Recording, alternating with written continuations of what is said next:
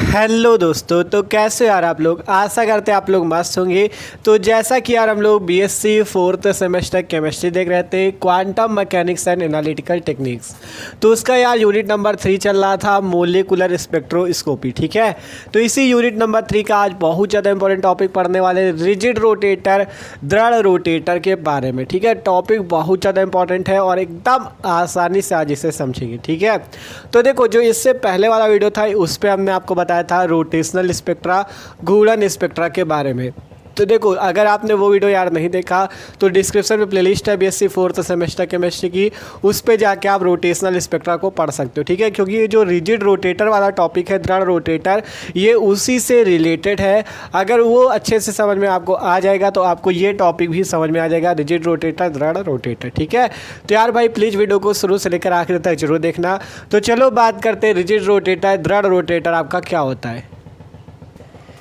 ठीक है, तो आप भाई हम लोग बात करते हैं रिजिड रोटेटर, दृढ़ रोटेटर आपका क्या होता है। ठीक है, तो देखो हेडिंग लग चुकी है, रिजिड रोटेटर, दृढ़ रोटेटर, ये होता क्या है। तो देखो पहले पढ़ो इसे फिर आपको समझाते हैं। हमने लिखा रिजिड रोटेटर पे कि किसी मॉलिक्यूल अर्थात किसी अणु द्वारा रोटेशन अर्थात घूर्णन करने पर उसके परमाणुओं के नाभिकों के बीच की दूरी अर्थात बॉन्ड लेंथ में कोई परिवर्तन ना हो तो उसे रिजिड रोटेटर कहते हैं। क्या कह रहे हैं, मान लो कोई मॉलिक्यूल है, मॉलिक्यूल के जो दो एटम होते हैं। ठीक है, मान लो आपका जैसे कोई मॉलिक्यूल, एग्जाम्पल के तौर पे मान लो हम ले रहे हैं HCl। ठीक है, ये एक प्रकार का अणु है जिसपे दो एटम है, एक हाइड्रोजन एक क्लोरीन। ठीक है, HCl एक प्रकार का मॉलिक्यूल या अणु है जिसपे दो एटम या दो परमाणु H और Cl है। ठीक है, अब यहाँ पे दो परमाणु जो इस टाइप से होंगे, ठीक है, इस टाइप से दोनों परमाणु होंगे। और ये जैसे HCl है तो इसके बीच में कोई बॉन्ड भी लगा होगा, तो इसके बीच की जो दूरी होगी उसे हम नाम भी देते हैं क्या, बॉन्ड लेंथ। उसे क्या कहते हैं, बॉन्ड लेंथ अर्थात बंध लंबाई।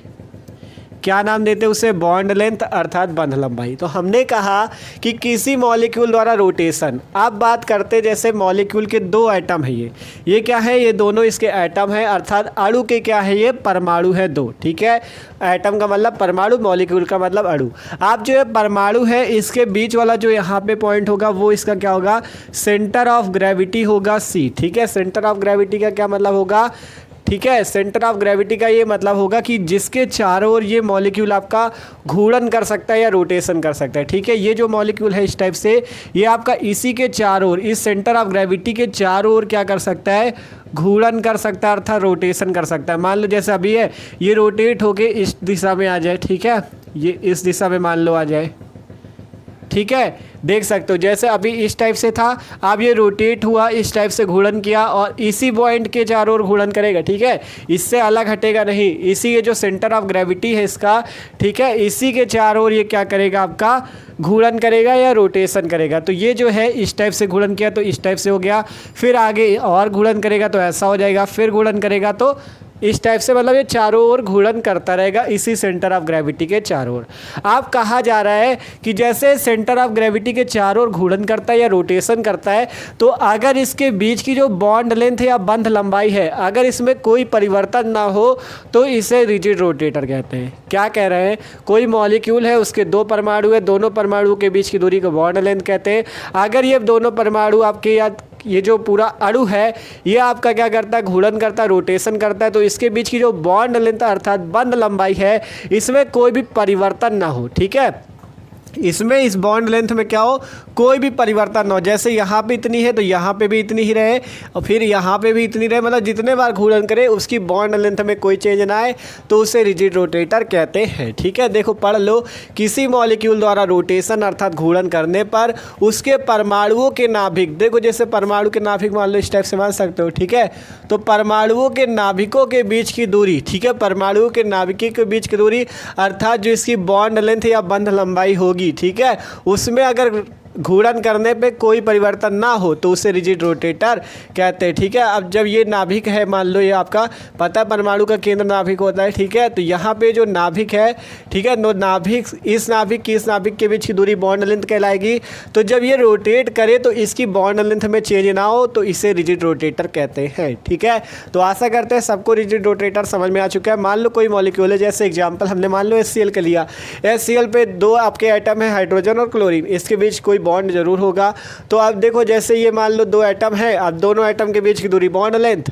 अब अगर ये आपका रोटेशन या घूर्णन करता है, ठीक है, ये आपका घूर्णन करता है तो उसकी बॉन्ड लेंथ में चेंज ना हो तो उसे आपका क्या कहेंगे, रिजिड रोटेटर कहेंगे। ठीक है, इसीलिए कह रहे थे कि आपसे कि इसके पहले जो हमने रोटेशनल स्पेक्ट्रम वाला वीडियो बनाया था उस पर आपको पूरा समझाया था घूर्णन स्पेक्ट्रा क्या होता है, कैसे रिजिड मतलब ये आपका घूर्णन करता है, ये जो मॉलिक्यूल होता है ये कैसे आपका रोटेशन करता है, कैसे घूर्णन करता है। और उस पर ये भी आपको समझाया था कि डाई एटोमिक मॉलिक्यूल अर्थात द्विपरमाणु अणु, जैसे HCl अभी बताया था ना, ये एक प्रकार का डाई एटोमिक मॉलिक्यूल है जिसपे दो एटम है। ठीक है, पहला हाइड्रोजन और दूसरा क्लोरीन, तो ये एक प्रकार का डाई एटोमिक मॉलिक्यूल, ये कैसे घूर्णन करता है सब कुछ आपको उस वीडियो पे समझाया था। ठीक है, तो अगर वीडियो जिसने नहीं देखा तो डिस्क्रिप्शन में प्लेलिस्ट है BSc 4th सेमेस्टर की, उस पर जाके आप वीडियो देख लेना। ठीक है, तो देखो ये बात थी रिजिड रोटेटर की। अब इसके बाद हम क्या बात करेंगे, energy levels of rigid rotator. ठीक है, कि मतलब रिजिड रोटेटर के ऊर्जा स्तर। ठीक है, रिजिड रोटेटर के क्या चीज़, एनर्जी लेवल। तो इतना समझ में आ गया था ना कि किसी मॉलिक्यूल द्वारा रोटेशन करने पर उसके परमाणुओं के बीच की दूरी अर्थात बॉन्ड लेंथ में अगर परिवर्तन ना हो तो उसे रिजिड रोटेटर कहते हैं। आप देखो इसका स्क्रीनशॉट सब लोग ले लो। आप बात करते हैं energy levels of rigid rotator, कि रिजिड रोटेटर के जो ऊर्जा स्तर है उनको समझते हैं।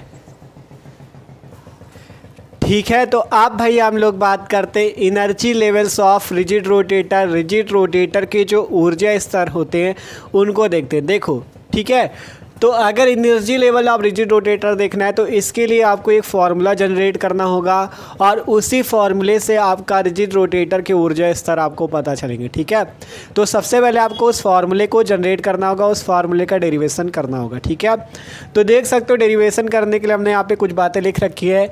लिखा है माना एक डाई एटोमिक मॉलिक्यूल अर्थात द्विपरमाणु अणु है, डाई एटोमिक मॉलिक्यूल जिसपे दो परमाणु हो, जैसे HCl एग्जाम्पल था। ठीक है, तो माना एक डाई एटोमिक मॉलिक्यूल द्विपरमाणु अणु है जिसके एटम अर्थात जिसके परमाणु A व B के द्रव्यमान M1 व M2 है तथा इनका गुरुत्व केंद्र अर्थात सेंटर ऑफ ग्रेविटी C है। ठीक है, सेंटर ऑफ ग्रेविटी C है। तो दो आइटम ये हो गए, पहला आइटम ये, दूसरा आइटम ये, दोनों आइटम को नाम भी दे दिया गया है A और B। ठीक है, अब मान लो देखो A और B ये है, इनके बीच की बॉन्ड लेंथ ये A से B तक की हो जाएगी जिसे और नॉट मान लिया गया पूरी।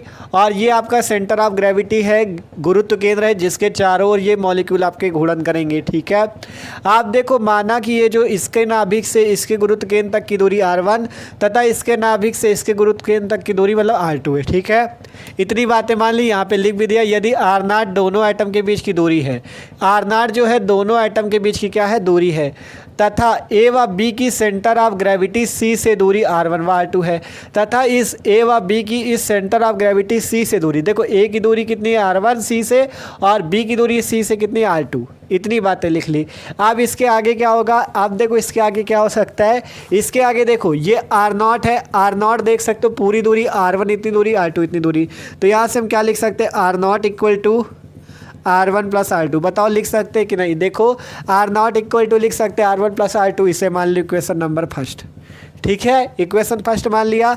आप देखो अगर यहाँ से हम चाहे तो R1 की भी वैल्यू निकाल सकते हैं। R1 की वैल्यू निकालोगे तो कितनी आ जाएगी, R0 माइनस R2। ठीक है, R1 की वैल्यू निकालोगे तो R2 की इधर भेज दो, R0 माइनस R2, ये बन जाएगा इक्वेशन नंबर सेकंड। ठीक है, आपको एक फॉर्मूला पूरा मतलब जनरेट करना होगा तभी एनर्जी लेवल पूरे निकलेंगे। फिर इसके बाद अगर इसी टाइप से जैसे R1 का मान निकाल सकते हो, R2 का भी निकाल सकते हो। R2 इक्वल टू क्या हो जाएगा, R0 माइनस R1। ठीक है, इसे मान लो इक्वेशन नंबर थर्ड। ठीक है, जितनी इक्वेशन बना रहे हैं अभी मतलब पूरा जब सूत्र आपका आएगा तब आपकी सारी इक्वेशन आपकी काम आएंगी। ठीक है, इसलिए आप देखो सबसे पहले R0 यहाँ से लेके यहाँ तक की दूरी है, R1 इतनी दूरी और R2 इतनी दूरी, तो पूरा R0 बराबर क्या हो जाएगा, R1 प्लस R2। R1 की वैल्यू निकालोगे तो R0 माइनस R2, R2 की वैल्यू निकालोगे तो R0 माइनस R1। ठीक है, इतने तक सबको समझ में आ गया कि नहीं, देख लो इतने तक सबको समझ में आ गया होगा। ठीक है, आप देखो इसके आगे से यहाँ पे लिखते हैं इसके आगे का। ठीक है, ठीक है। अब इसके आगे आपको क्या लिखना है कि मॉलिक्यूल जो है सेंटर ऑफ ग्रेविटी अर्थात आपका जो गुरुत्व केंद्र है सी, उसके चारों ओर संपूर्ण रूप से रोटेशन अर्थात घूर्णन करता है, अतः गुरुत्व केंद्र के दोनों ओर जो आघूर्ण होगा आपका वो बराबर होगा। देखो आपसे कहा गया कि जो मॉलिक्यूल है ये सेंटर ऑफ ग्रेविटी सी के चारों ओर संपूर्ण रूप से रोटेशन करता है, अतः गुरुत्व केंद्र सी के दोनों ओर, इस ओर भी और इस ओर भी क्या होगा, आघूर्ण जो होगा वो सेम होगा। ठीक है, तो देखो अगर इस ओर आपका दूरी r1 और द्रव्यमान m1 है, इस ओर दूरी r2 और द्रव्यमान m2 है, तो इधर का आघूर्ण क्या हो जाएगा m1 इंटू r1 और इधर का आघूर्ण हो जाएगा m2 इंटू r2। ध्यान से समझो, अगर इस वाले आइटम का द्रव्यमान m1 हमने माना था, देखो यहाँ पे लिखा होगा ये a का द्रव्यमान m1 है, b का द्रव्यमान m2, तो इसका आघूर्ण क्या हो जाएगा m1 इंटू r1, इसका द्रव्यमान हो जाएगा m2 इंटू r2। तो आपसे यही कहा गया कि मॉलिक्यूल सेंटर ऑफ ग्रेविटी सी के चारों ओर संपूर्ण रूप से रोटेशन करता है, अतः गुरुत्व केंद्र के दोनों ओर आघूर्ण बराबर होगा। अर्थात एक ओर अगर m1 इंटू r1 है और दूसरे ओर m2 इंटू r2 है, तो ये दोनों वैल्यू क्या होंगी, आपस में बराबर होंगी। ठीक है, ये दोनों वैल्यू आपस में क्या होंगी, बराबर। तो m1 r1 बराबर m2 r2 हो जाएगा और इसे मान लेंगे इक्वेशन नंबर 4। ठीक है, इससे क्या मान लेंगे, इक्वेशन नंबर 4 मान लेंगे, m1 r1 बराबर m2 r2। ठीक है, आप देखो m1 r1 बराबर m2 r2 आ चुका। अब आप यहाँ पे एक चीज़ कर सकते हो, जड़त्व आघूर्ण भी निकाल सकते हो। देखो कुल अगर जड़त्व आघूर्ण निकाला जाए, कुल जड़त्व आघूर्ण जिसे क्या कहते हैं, मोमेंट ऑफ इनर्टिया कहते हैं, मोमेंट ऑफ इनर्टिया कहते हैं, इनर्टिया। ठीक है, मोमेंट ऑफ इनर्टिया कहते हैं। अगर कुल जड़त्व आघूर्ण मोमेंट ऑफ इनर्टिया निकाला जाए I इक्वल टू, तो वो होता है, देखो एक का अगर इस ओर का जड़त्व आघूर्ण निकालोगे तो वो होता है m1 r1 स्क्वायर इधर का। ठीक है, क्या फॉर्मूला हो जाएगा इधर वाले के लिए, m1 r1 स्क्वायर और इधर वाले के लिए जड़त्व आघूर्ण m2 r2 स्क्वायर। तो दोनों को जोड़ देंगे तो m1 r1 square plus m2 r2 square आ जाएगा। ठीक है, m1 r1 square plus m2 r2 square आपका ये आ जाएगा। ठीक है, देख सकते हो, देखो एक तरफ का जड़त्व आघूर्ण होगा m1 और इंटू r1 का स्क्वायर और इधर का m2 इंटू r2 का स्क्वायर। ठीक है, तो I equal to m1 r1 square plus m2 r2 square. आप देखो ऊपर से आप देख सकते हो m1 r1 किसके बराबर, m2 r2 के। देख लो ध्यान से, m1 r1 किसके बराबर, m2 r2 के। तो यहाँ पे अगर m1 r1 का स्क्वायर है तो इसमें भी तो m1 r1 है ना। तो देखो यहाँ पे जो m1 r1 का स्क्वायर, इसको आप कैसे लिख सकते हो, m1 r1 इंटू r1 ऐसे लिख सकते हो कि नहीं। देखो m1 r1 स्क्वायर को m1 r1 इंटू r1 लिख सकते हो, क्योंकि r1 का r1 से गुणा हुआ तभी तो स्क्वायर हुआ। तो इस m1 r1 की जगह आप क्या लिख सकते हो, m2 r2। तो इसकी जगह हम क्या लिख देंगे, m2 r2 लिख देंगे और आगे r1। देख लो ध्यान से क्या किया है, सिंपल m1 r1 स्क्वायर था, हमें पता है m1 r1 की जगह हम m2 r2 लिख सकते हैं। तो m1 r1 की जगह m2 r2 और बचा केवल r1। ठीक है, फिर प्लस लगाओ, m2 r2 स्क्वायर है तो m2 r2 स्क्वायर है तो एक r2 एक्स्ट्रा है और m2 r2 बराबर m1 r1 होता है। तो m1 r1 लिख लो और आगे r2 बच जाएगा। देख लो ध्यान से कैसे किया गया, m2 r2 की जगह हम क्या लिख सकते हैं, m1 r1, क्योंकि दोनों वैल्यू सेम है। तो m2 r2 स्क्वायर क्या है आपका, m2 r2 स्क्वायर की जगह आप m1 r1 लिख सकते हो, m1 r1 लिख दिया और एक r2 एक्स्ट्रा है तो r2 आ गया। ठीक है, अब यहाँ पे देखो कुछ कॉमन हो रहा होगा, r1 r2 कॉमन हो रहा है तो I इक्वल टू आ जाएगा r1 r2 common m1 plus m2। ठीक है, I इक्वल टू आ जाएगा r1 r2 कोश में m1 प्लस m2। इसे मान लो समीकरण नंबर 5, ये 4 हो गया था, समीकरण 5 हो गया। ठीक है, देख सकते हो सिंपल r1 r2 इस पे भी था, इस पे भी था, तो कॉमन ले लिया तो I equal to r1 r2 कोश पे m1 प्लस m2 बच जाएगा। आप देखो इसके आगे क्या करते हैं हम लोग। ठीक है, अब इसके आगे क्या करते हैं, देखो अब इसके आगे यहाँ पे जैसे आपका समीकरण आपका कौन सा बना था, ये वाला। देखो मान लो ये जो समीकरण 4 है, यहाँ लिखते हैं समीकरण 4 से, समीकरण 4 को थोड़ा सा हल कर लेते हैं। जैसे यहाँ पे m1 r1 बराबर है m2 r2, m1 r1 बराबर m2 r2। ठीक है, तो आपको यहाँ पे r2 की जगह आप क्या लिख सकते हो, r0 माइनस r1। r2 की जगह क्या लिख सकते हो, r0 माइनस r1। तो यहाँ पे r2 की जगह लिख दो तो m1 r1 इक्वल टू हो जाएगा m2, r2 की जगह आप लिख सकते हो r0 माइनस r1। ठीक है, तो इसे सॉल्व करेंगे, m1 r1 equal to m2 r0 minus m2 r1, यही तो आ जाएगा ना। देख लो ध्यान से, m1 r1 equal to m2 r0 minus m2 r1। अब यहाँ पे इस m2 r1 को इधर लेंगे तो आपका क्या हो जाएगा, r1 कॉमन हो जाएगा और कोश पे बचेगा m1 प्लस m2 और उधर आ जाएगा m2 r0। ठीक है, देख लो ध्यान से, ये M1R1 है, ये वाला इधर आएगा तो M1R1 प्लस M2R1 हो जाएगा। R1 का मान लोगे M1 प्लस M2, उधर M2R1। आगे सॉल्व करोगे तो देखो यहाँ से R1 की अगर वैल्यू निकाले तो कितनी आ जाएगी M2R0 और अपॉन में क्या आ जाएगा M2R0 अपॉन में क्या आ जाएगा M1 प्लस M2। ठीक है, R1 इक्वल टू क्या आ जाएगा M2R0 और इसे मान लो समीकरण 6।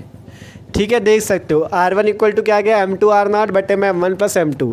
ये सिंपल इससे सॉल्व किया, केवल R2 की जगह ये रख दिया वैल्यू R0 माइनस R1 और ये सॉल्व कर लिया। अब इसी प्रकार से जैसे R2 की जगह ये रखा, इसी प्रकार से आपको R1 की जगह भी मान रख के ये वाला R0 माइनस R2 रख के एक समीकरण और बना लेना है। ठीक है, तो सब लोग अब क्या करो, देखो यार जो इसका सूत्र आएगा वो थोड़ा आपका बड़ा डेरिवेशन है तो पूरा आपका निकल के आएगा, फिर उसके बाद ही आप एनर्जी लेवल पे बात कर पाओगे। ठीक है, तो इसका सब लोग स्क्रीनशॉट ले लो। ये जैसे R1 की वैल्यू यहाँ पे रख के निकाली, R2 की जगह रखा देखो इसका मान, और तब R1 की वैल्यू आई, वैसे ही हम R1 की जगह R2 का मान रखेंगे और वैल्यू निकालेंगे। तो इसका स्क्रीनशॉट लो सब लोग। ठीक है, देख सकते हो जैसे हमने यहाँ पे R1 की वैल्यू निकाली M2R0 बटे में M1 प्लस M2, वैसे हमने समीकरण 4 से देख सकते हो M1R1 बराबर M2R2 है यहाँ पे ये वाला। ठीक है, M1R1 बराबर M2R2 है। यहाँ पे हमने क्या किया, R1 की वैल्यू रख दी R0 माइनस R2, जो कि आपका कौन सा समीकरण आया था, 2 आया था शायद। ठीक है, समीकरण 2 बना था। ठीक है, तो R1 की वैल्यू रखी R0 माइनस R2, सॉल्व किया तो M1R0 माइनस M1R2 बराबर M2R2। तो यहाँ से आपका M1R2 माइनस का उधर चला जाएगा, प्लस का हो जाएगा और उसमें R2 कॉमन ले लेना तो M1 प्लस M2। ठीक है, अब यहाँ से R2 की वैल्यू निकालोगे तो M1R0 बटे में M1 प्लस M2। जैसे यहाँ पे आया था कि R1 की वैल्यू M2R0 बटे में M1 प्लस M2, वैसे ही R2 की वैल्यू यहाँ पे आई है M1R0 बटे में M1 प्लस M2। ठीक है, जैसा सेम है वैसा ही। ठीक है, अब इन वैल्यू को क्यों निकाला गया है, इन दोनों वैल्यू को हम क्या करेंगे, इस समीकरण नंबर 5 पे रख देंगे, क्योंकि देख सकते हो यहाँ पे R1 है R2, तो इस समीकरण 5 पे रख देंगे। देखो करते हैं, लिखते हैं R1 व R2 की वैल्यू, R1 व R2 की वैल्यू समीकरण या इक्वेशन 5 पे रखने पर। ठीक है, इक्वेशन 5 में रखने पर। ठीक है, R1 व R2 की वैल्यू क्या कर देते हैं, इक्वेशन 5 पे रख देते हैं। तो इक्वेशन 5 ये बनी थी I इक्वल टू R1।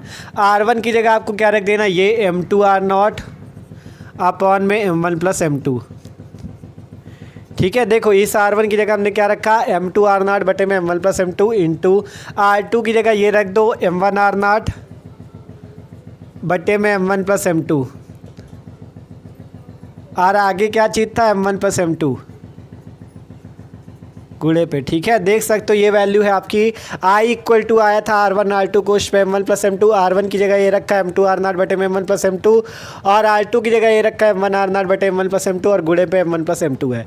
आप देखो ऊपर भी M1 प्लस M2, नीचे भी कैंसिल हो जाएगा, बचेगा क्या ऊपर, I इक्वल टू M1, देखो M1 इसका गुणा हो जाएगा ना, तो M1 M2 और R0 का स्क्वायर और बटे में M1 प्लस M2।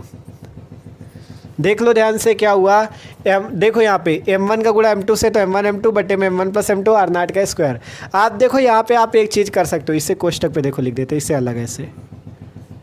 ठीक है, R0 का स्क्वायर यही तो आया, देख लो M1 M2 और R0 का स्क्वायर ये आ गया, क्योंकि R0 का R0 से गुणा हुआ और बटे में M1 प्लस M2।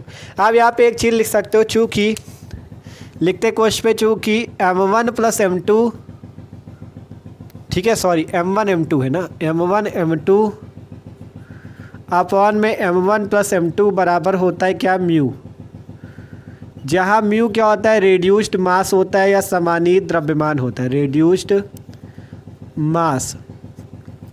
ठीक है, क्या कह रहे हैं हम आपसे, ये जो M1 M2 बटे में M1 प्लस M2 आया, इसे रेड्यूस्ड मास बोला जाता है। ये रेड्यूस्ड मास म्यू का सूत्र होता है, म्यू बराबर होता है M1 M2 बटे में M1 प्लस M2, जहाँ रेड्यूस्ड मास को हम लोग समानीत द्रव्यमान बोलते हैं। ठीक है, तो जहाँ M1 M2 बटा M1 प्लस M2 दिखेगा वहाँ पे आप म्यू लिख सकते हो, तो इसकी जगह म्यू लिख देते हैं, तो I इक्वल टू आ जाएगा, इसकी जगह क्या लिख देंगे, पूरी जगह म्यू और R0 का स्क्वायर आगे, तो R0 का स्क्वायर। समीकरण आगे कौन सा बन जाएगा, 7वां बन चुका था, 5 2 7, ये बन जाएगा 8वां। ठीक है, I इक्वल टू आ गया म्यू R0 स्क्वायर। ठीक है, म्यू क्या है, M1 M2 बटे में M1 प्लस M2। देख सकते हो, इतने तक समझ सकते हो आप। देखो इस वाले को भी इरेज कर देते हो और आगे थोड़ा बचता है इसका सूत्र, आपका डेरिवेशन जो है उसको करते हैं, फिर एनर्जी लेवल आपको समझाते हैं। तो इसको हम लोग क्या करते हैं, इरेज कर देते हैं। ठीक है, इतना आ गया था इक्वल टू म्यू और नॉट स्क्वायर। आप देखो इसके बाद हमने क्या किया, यहाँ पे लिख दिया जहाँ म्यू क्या है, पूरे तंत्र, वो जो पूरा तंत्र था ना जिसपे दो एटम थे उनके बीच की दूरी r1 r2 थी और सेंटर ऑफ ग्रेविटी था, मतलब उस पूरे तंत्र का जो रिड्यूस्ड मास जिसे सामान्य द्रव्यमान बोलते हैं वो है म्यू। ठीक है, फिर इसके बाद लिखना है अब आपको रोटेटर की काइनेटिक एनर्जी निकालनी, क्योंकि एनर्जी लेवल की बात करनी तो एनर्जी तो चाहिए। तो आप लिखते हैं अब रोटेटर की काइनेटिक एनर्जी, उसका फॉर्मूला क्या होता है, देखो के इक्वल टू क्या होता है 1/2 mv², या के लिख सकते हो या ई भी लिख सकते हो ऊर्जा को, E इक्वल टू 1/2 mv², ये होती गतिज ऊर्जा या काइनेटिक एनर्जी। तो यहाँ से दो आपके पास आइटम थे जिसका एक का द्रव्यमान m1 दूसरे का m2 था, तो मान लो m1 वाले जिसका द्रव्यमान था जिस आइटम का उसका वेग v1 है और m2 वाले का वेग v2 है। ठीक है, तो यहाँ से हो जाएगा E equal to 1/2 m1 v1² plus 1/2 m2 v2²। ठीक है, यहाँ लिखेंगे जहाँ v1 तथा v2 m1 तथा m2 के रेखीय वेग या वेग है। ठीक है, फिर इसके बाद लिखना है यदि रोटेशन करने वाले रिजिड रोटेटर का कोणीय वेग ओमेगा हो, यदि मतलब जो रोटेशन करने वाला जो रिजिड रोटेटर है, ठीक है, उसका अगर कोणीय वेग, ठीक है, वो कितना हो, ओमेगा हो, तो फॉर्मूला होता है v equal to r into omega. v equal to क्या होता है, आर इंटू ओमेगा।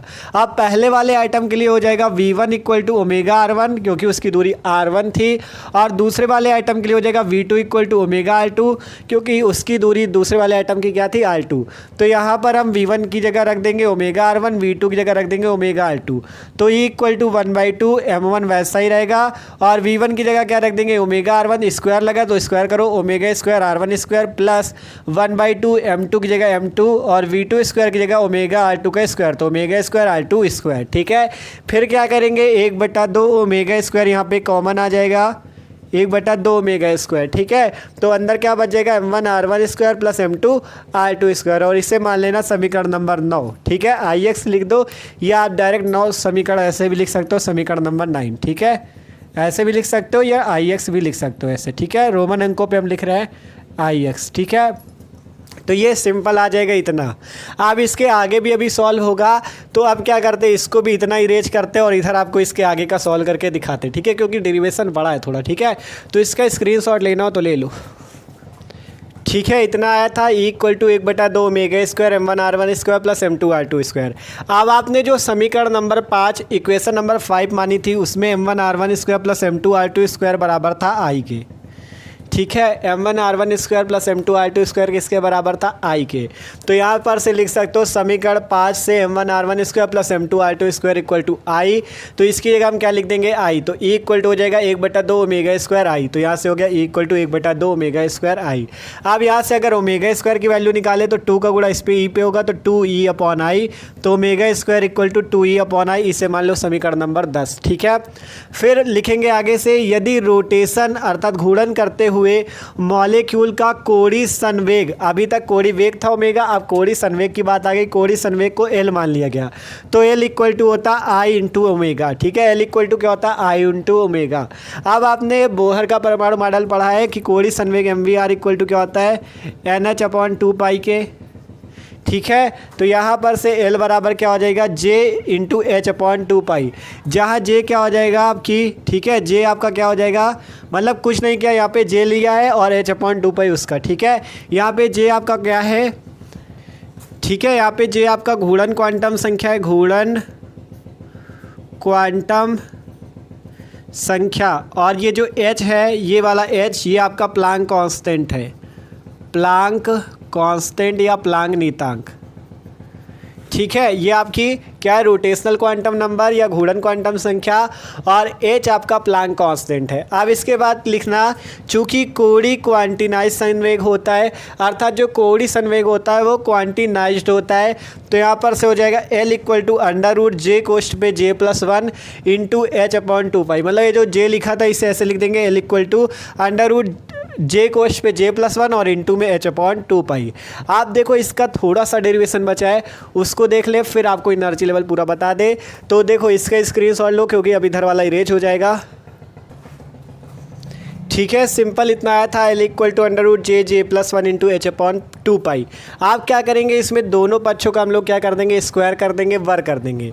तो लिखेंगे दोनों पक्षों का वर्ग करने पर, तो इसका स्क्वायर करेंगे तो एल का square L square, under root लगा, इसका स्क्वायर होगा तो अंडर रूट हट जाएगा, बचेगा जे जे प्लस 1, और एच का स्क्वायर एच स्क्वायर, 2 पाई का स्क्वायर 4 पाई स्क्वायर।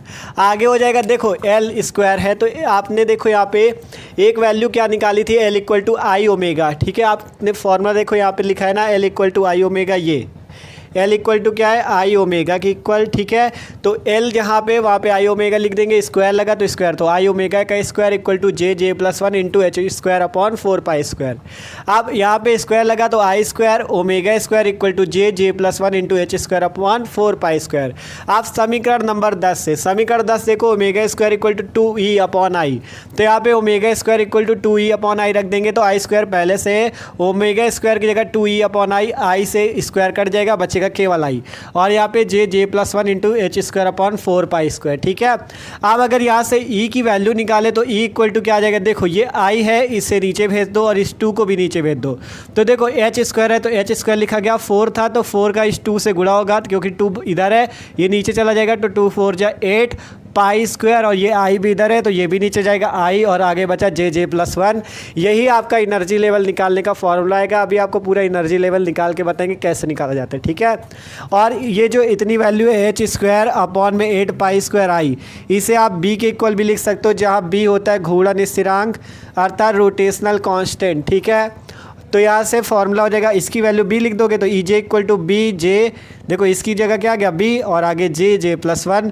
इसी फॉर्मूले से अभी आपको पूरा एनर्जी लेवल बताएंगे कैसे निकाला जाता है। ठीक है, तो इतने तक समझ में आया। देखो यार एक चीज़ जान लो कि इसका जो डेरिवेशन थोड़ा लॉन्ग है तो थोड़ा आपको प्रैक्टिस से ही आएगा। ठीक है, तो इतना स्क्रीनशॉट लो, क्योंकि इधर इरेज करके आप क्या करेंगे, इधर एनर्जी लेवल आपको बना के दिखा दे कैसे बनता है। ठीक है, तो अब इस फॉर्मूले के आने के बाद E J equal to B J J plus 1, जहाँ बी घूर्णन स्थिरांक था, इस फॉर्मूले के आने के बाद एनर्जी लेवल कैसे बनेगा वो हमने यहाँ पे बनाया है। देखो सीखो, लिखा हमने, अब यदि एनर्जी लेवल अर्थात ऊर्जा स्तर प्राप्त करना है तो देखो यही फॉर्मूला है, E J equal to B J J plus 1। तो आपको यहाँ पे जे की वैल्यू अगर आप 0 रखते हो तो इस फॉर्मूले पे देखो बी जे जे प्लस 1 है तो जे की जगह रखो 0, और फिर इस जे की जगह 0 रखो, तो बी इंटू 0 0 प्लस 1, तो आपकी ई जे की वैल्यू कितनी आएगी 0। मतलब जे की वैल्यू पर ही निर्भर कर रहा है, देख सकते हो। अगर जे का मान 1 रखोगे इस फॉर्मूले पे तो बी जे जे प्लस 1 पे, तो बी इंटू 1 और 1 प्लस 1 कितना आएगा 2b। अगर यहाँ पे 2 रखोगे, ठीक है, जे की वैल्यू 2 रखोगे तो कितना आ जाएगा ई जे की वैल्यू, ई जे की वैल्यू आएगी देखो यहाँ पे 6b। ठीक है, अगर आप 3 रखते हो तो ई J equal to B into 3, मतलब इसी फॉर्मूले पे रखना है जे की वैल्यू बी इंटू 3 और 3 प्लस 1 तो 12b। अगर आप जे की वैल्यू 4 रखते हो तो ई जे की वैल्यू कितनी आ जाएगी, 4 रखते हो तो कितनी आ जाएगी 20b आ जाएगी। और अगर आप 5 रखते हो जे की वैल्यू तो आपको 30b मिलेगी, देख सकते हो। ये हमने पूरा इसका आपका जो अलग अलग एनर्जी लेवल प्राप्त होंगे वो बना रखे, इधर जे की वैल्यू, इधर ई जे की वैल्यू। अगर जे की वैल्यू 0 रखोगे तो कितना मिलेगा 0 मिलेगा, अगर जे की वैल्यू 1 रखोगे तो ई जे की वैल्यू 2b मिलेगी, जे की वैल्यू 2 रखोगे तो ई जे की वैल्यू कितनी मिलेगी 12b मिलेगी। ठीक है, सॉरी, अगर जे की वैल्यू 2 रखोगे तो ई जे की वैल्यू 6b मिलेगी, 3 रखोगे तो ई जे की वैल्यू 12b, अगर 4 रखोगे तो आपकी 20b, 5 रखोगे तो 30b। इसी प्रकार से और भी रेखाएं आपको प्राप्त होती जाएंगी। नीचे लिख दिया गया, अतः स्पेक्ट्रम में अनेक रेखाएं क्रमशः 2b 4b 6b dot dot, या लिख सकते हो 2b 4b 6b 12b और आपका 20b 30b इसी टाइप से प्राप्त होती जाएंगी। ठीक है, तो ये आपका था। ठीक है, लिख दिया 2b 6b। ठीक है, 4b नहीं प्राप्त होता, 4b तो प्राप्त नहीं हुआ, यहाँ पे 2b 6b 2b प्राप्त हुआ था, 6b और 12b। ठीक है, इस टाइप से लिख देना कि अतः स्पेक्ट्रम, ये जो स्पेक्ट्रम प्राप्त होगा, अतः स्पेक्ट्रम में अनेक रेखाएं क्रमशः 2b 6b 12b 20b 30b और आगे भी आपको प्राप्त होती जाएंगी। बस यहाँ पे जे की वैल्यू रखते जाओ और आप ई जे की वैल्यू प्राप्त करते जाओ, आपको इसी प्रकार स्पेक्ट्रम में रेखाएं प्राप्त होती जाएंगी। ठीक है, तो ये मतलब आपका जो ऊर्जा का सूत्र आया था, इसी से आप एनर्जी लेवल अर्थात स्पेक्ट्रम प्राप्त कर सकते हो। देख सकते हो यहाँ पे जे की वैल्यू रखो, ई जे की वैल्यू मिलेगी और स्पेक्ट्रम में आपको अनेक रेखाएं भी मिलती चली जाएंगी। ठीक है, तो ये बात थी यार रिजिड रोटेटर की। पहले रिजिड रोटेटर सीखा, फिर एनर्जी लेवल इसका कैसे बनाया जाता है, energy level of rigid rotator अर्थात इसका स्पेक्ट्रम कैसे बनाया जाता है वो भी आप देख सकते हो। ठीक है, ये फॉर्मूला केवल जनरेट करना था, इस फॉर्मूले की जनरेट होने के बाद आप आसानी से बना सकते हो। ठीक है, केवल मेन था यही फॉर्मूला है। ठीक है। तो आशा करते हैं यार वीडियो अच्छा लगा होगा आपको। वीडियो अच्छा लगा हो यार तो लाइक कर देना, और चैनल पे हो तो सब्सक्राइब जरूर कर लेना। डिस्क्रिप्शन पे प्लेलिस्ट है BSc 4th सेमेस्टर केमिस्ट्री की, उस पर आप जाके और भी वीडियो देख सकते हो, ठीक है। और एक चीज़ देखो, अगर एक थोड़ा कम समझ में आओ तो वीडियो को थोड़ा पीछे करके एक बार सही से पूरा समझना, क्योंकि यार देखो इसका जो डेरिवेशन था ना ये फॉर्मूले का, ये थोड़ा बड़ा था, ठीक है। तो इसको आपको समझना पड़ेगा अच्छे से, प्रैक्टिस से ही आएगा, ठीक है। तो okay, thanks for watching this video. मिलते हैं किसी अगले वीडियो पे।